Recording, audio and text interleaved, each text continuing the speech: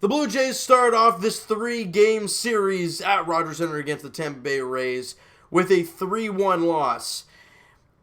And a lot of controversy in this ball game, and with one call in particular, we'll get to what happened in a jiffy. Jacob Waguespack was on the mound today, and he picks up the loss, but in my eyes, he had his best start of the season, or one of the best starts he's had this year for the Blue Jays. I think it's like his 4th start in the big leagues.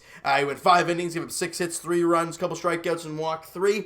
So people who love looking at the ERA statistic, I think it was 5.68 going into the ball game. He dropped it 5 points, but again, I didn't think he was all that bad. He had 1 run through 4 innings given up. That's really good. Then he gave up a 2-run single to former Blue Jay farmhand Travis d'Arnaud.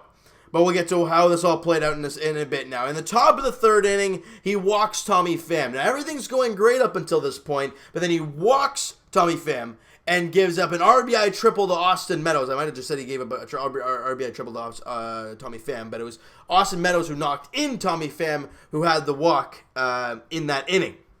So you're down 1-0. Let's go to the bottom of the 4th inning. The Blue Jays have a couple runners on, looking to get something going here, and Freddie Galvis kind of dumps one. It was a jam shot, dumps it down the left field line. It bounces. The fans stay away. They don't touch it. 1 run comes in. Then Tommy Pham tries to scoop it. It goes in and out of his glove and into the crowd. They initially stop player like, whoa, what's going on here? Okay, now we got to talk this through. Randal Grichuk would have come home to score on that play. Anybody who says he wouldn't have, you don't know who they're watching. Grichuk's got fairly good speed. Clearly, he wasn't corralling it very well there in left field. Plus, he was fairly deep in left field, so at least you would have had a chance to throw him, or a chance to get home. Plus, Luis Rivera was holding him up, but then he was waving him around. So there's no way Grichuk was going to be out on the play. Now, we can talk about the rule, and we talk about they went to review and everything else. They went upstairs to kind of get a clarification and everything. But in the end, in my eyes, the turning point in the ball game was this call. Because if the call went as it should have, in my eyes, at least, and Grichuk would have come home to score, the Blue Jays would have had a 2-1 lead. But instead, you go into that, and they call it back, and they send Grichuk back to 3rd. So instead of having a 2-1 lead and a runner at second base, it's a 1-1 ball game of runners at 2nd and 3rd. And of course, the Blue Jays can't cash in their next at bat. Inning over. And like you guys, if you guys heard the score, the final score, that's all the runs the Jays would score in today's ball game. And like I said, Travis d'Arnaud in the top of the 5th inning had the 2-run single, and that capped it off, gave him the 3-1 lead, and the Jays couldn't get any offense the rest of the way, and that was it. I don't know how to feel about that call. I mean, I look at it, I watch it on replay, and I'm like, that should be a run, no problem. You know what I mean? He knocked it out for 1. Second of all, even if he came up clean with it, the odds of him throwing him out at the plate, not very good. So I don't know how I feel about that call. You guys can voice your opinion. If you say you agree with the umpire and then whoever they call, I guess it was in New York, and if you agree with what they said, hey, by all means. But I don't know what the heck happened there, and it's a really tough call. And for me, I personally just believe that it should have scored the run. Not trying to be a biased Jays fan here, but you got to play the situation out like he didn't knock it into the crowd. He comes up clean with it. Yeah, he'll probably throw it home because Grichuk's rounding 3rd heading to the plate. But he's probably safe on that play.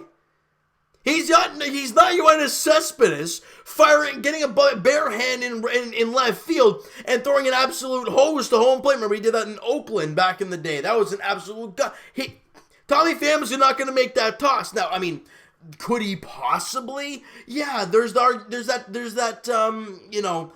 discussion. But I don't know. I don't know the exact ruling on the play, but I truly believe that should have been called a run. Now, it wasn't, So you got to try and regroup. It's a tied ball game. It's 1-1. Now, the Jays, like I said, couldn't get any offense the rest of the way. They end the ball game with a total of 4 measly hits in this one. They just didn't really get the job done offensively. We could talk about that one inning and that one run that kind of blew it open for the Blue Jays, And, 3 of the 4 hits they had were in that one inning. So you're telling me the rest of the 8 innings they had 1 hit and we're going to argue about that one run? Look, I get it. I totally get it. That's something to really be upset about because, let's say, Jacob Waguespack does not give up the 2-run single, and you have a 2-1 lead. Everything changes. Because the Blue Jays, if that was happening, would not throw out Justin Schaefer, Tim Meza, maybe a Joe Biagini, or you wouldn't see Derek Law. In a 2-1 lead, you see maybe a Joe Biagini, then a David Phelps, then a Daniel Hudson, then who knows, maybe Ken Giles to close it out and get a W. It's a whole different ballgame if that call gets turned the other way. Now, it sucks to look back at a game like this and say that was really the turning point in the game was that non-call, or I guess the review and the call to put Randall Grichuk at third. But you clearly saw him on the bench, Randall Grichuk. The guys on the bench were totally confused. You see Charlie Montoyo coming out of the dugout. He's like, whoa, who's making that call there? Making them go up to the review, and obviously the play stands, and we can't really argue about it now, right? All we can do is listen in and probably hear tomorrow about what the call was and if it was the correct call and all that garbage you usually hear at the NBA after a very controversial game. So, if you're the Blue Jays, you bite your tongue, you just hang in there because this season's a wash no matter what. And I understand you want to see a win here and there, I get that, but you got 1 hit the rest of the way. Yeah, you should have 3 hits in that inning, and you should have had a 2-1 lead. But you had 1 hit the other 8 innings. You're not going to win like that. Good teams can't let those things kill you. You just can't do it. But it did. And you got to credit the Tampa Bay Rays pitching staff. They're just unbelievable. The best earned run average for a team in the entire big leagues. Ryan Yarbrough, came out of the bullpen in relief of Diego Castillo, who was the opener in the ball game. It went 5 1/3, a 4-hit ball. He gave a ball 4 hits, so he gave the 1 run, but he was awesome. And then the bullpen shut it down.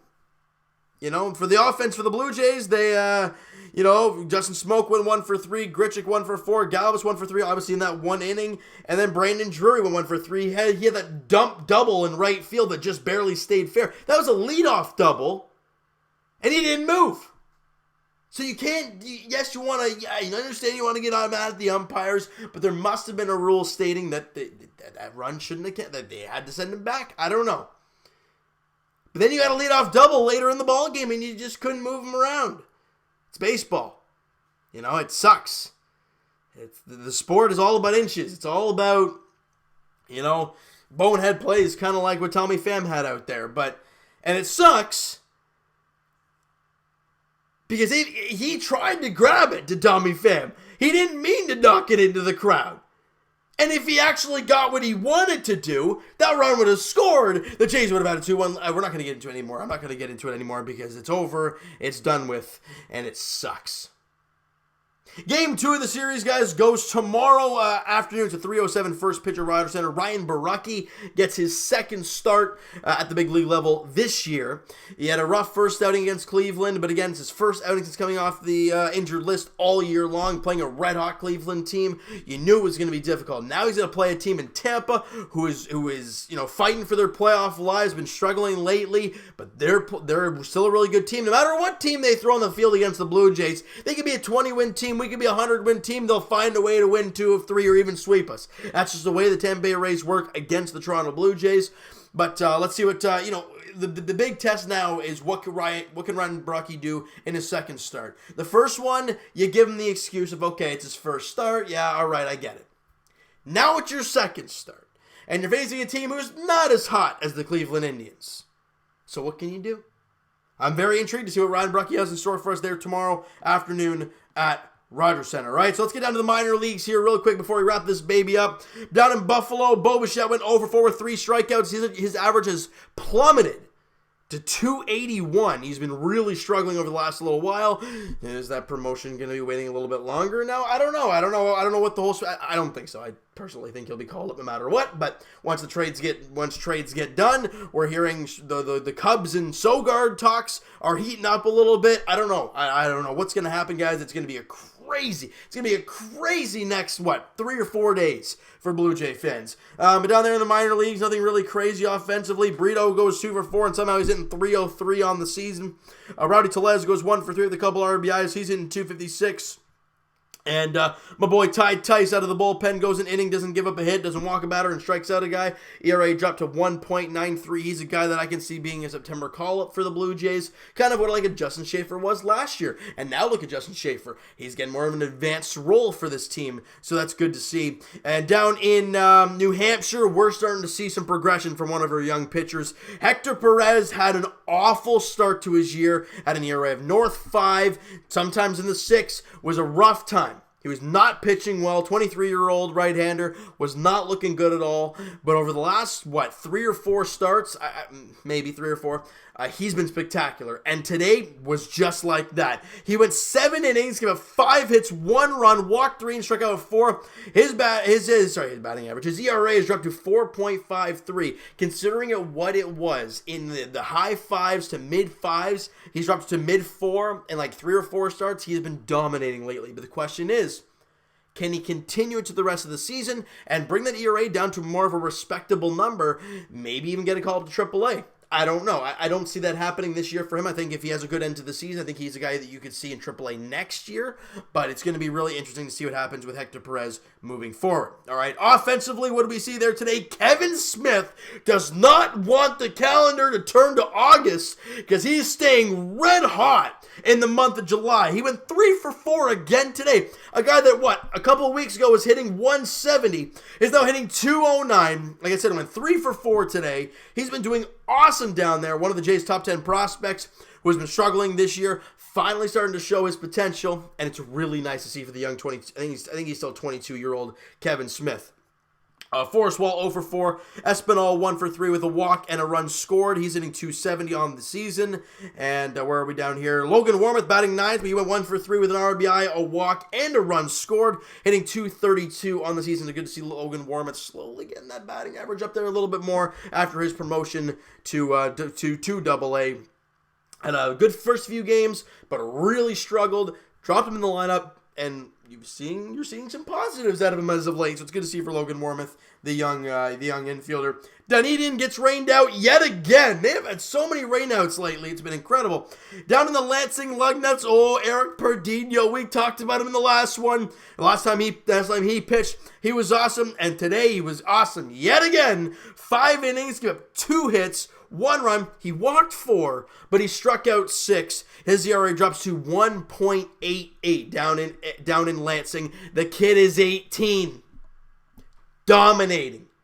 Can't wait to see Eric Perdino come up and dominate the big leagues at some point. He's going to be an incredible pitcher for this team for many, many years. Otto Lopez, the shortstop, continues to impress me like crazy down there in A-ball. The young 19-year-old, I think he's 19, went 2 for 5 with 3 RBIs and a run scored. He's hitting 305 on the year, and I'm not talking about a guy who's played 20 or 30 games. He's played 74 games.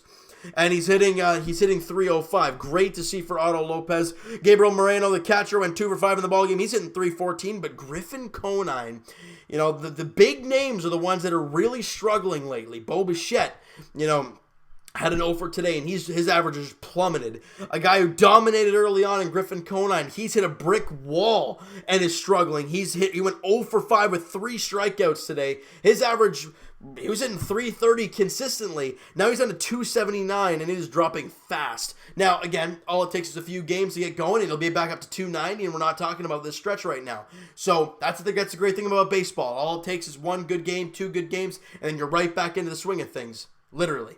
But for Griffin Conine, again, some struggles, but it's adversity for a young player. You want to see him continue to grow as time goes along. All right, Vancouver, Alek Manoah's not pitching. I don't know what the heck's going on with him. I thought he was good. Kendall Williams has already pitched. Deshaun Brown played in his first game today. I want to see myself some Alek Manoah there in Vancouver. All right, Bluefield, they played, and nothing really good down there in Bluefield. But in the Gulf Coast League, a man that I just mentioned, Deshaun Brown, the Canadian kid, down in the Gulf Coast League. I'm going way down there. The reason being, that's where Kendall Williams is. That's where Deshaun Brown is. That's where our second and third round picks are from this year. Alek Manoah's in Vancouver. Deshaun Brown and Kendall Williams, two 18-year-old kids, are in the Gulf Coast League. And we talked about Kendall Williams' first outing. He gave up one run in the one inning he pitched a couple days ago. And Deshaun Brown there today went 1 for 3 with a triple. The speed. His first hit in the minor leagues is a triple. The kid's going to be flying.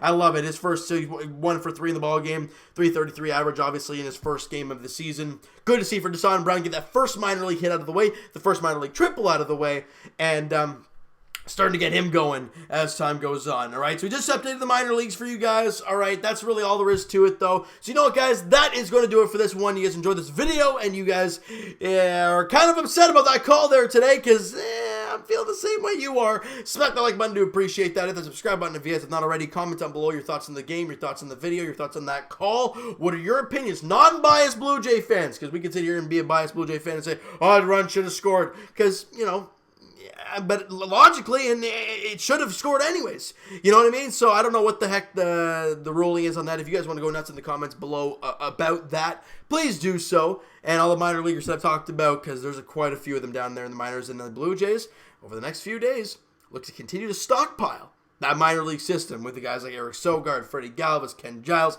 Daniel Hudson, maybe Marcus Stroman. I don't know what we're going to see when it comes to all of this, but it's going to be a hectic next few days, and hopefully the Jays' return for any of the players they get are solid and worth our while, I guess. All right, so guys, check out my main man Mo Buckets on Twitter, Blue Jays Wave on Instagram. I was on their podcast there yesterday evening. A lot of fun talking to them about the trade deadline and our opinions on what this team is going to look like moving forward, and kind of, you know, what guys we see not being Blue Jays post-trade deadline, because it's going to be a very entertaining next few days. And the next time they do the podcast, which is next Thursday, it's going to be an interesting one, because that is going to be post-trade deadline. We will have learned everything that has happened, and it's going to be a lot of fun. Check out them on Instagram, guys, Blue Jays Wave. And if you've not checked out their podcast, the link is on the Instagram page as well. So please go do so, all right? Twitter is down below, guys. Follow up, send me a DM, do all that great stuff,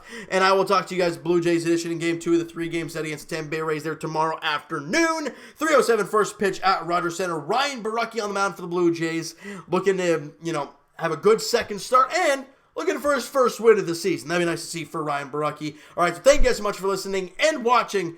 Hope you guys enjoyed this video. Talk to you guys then.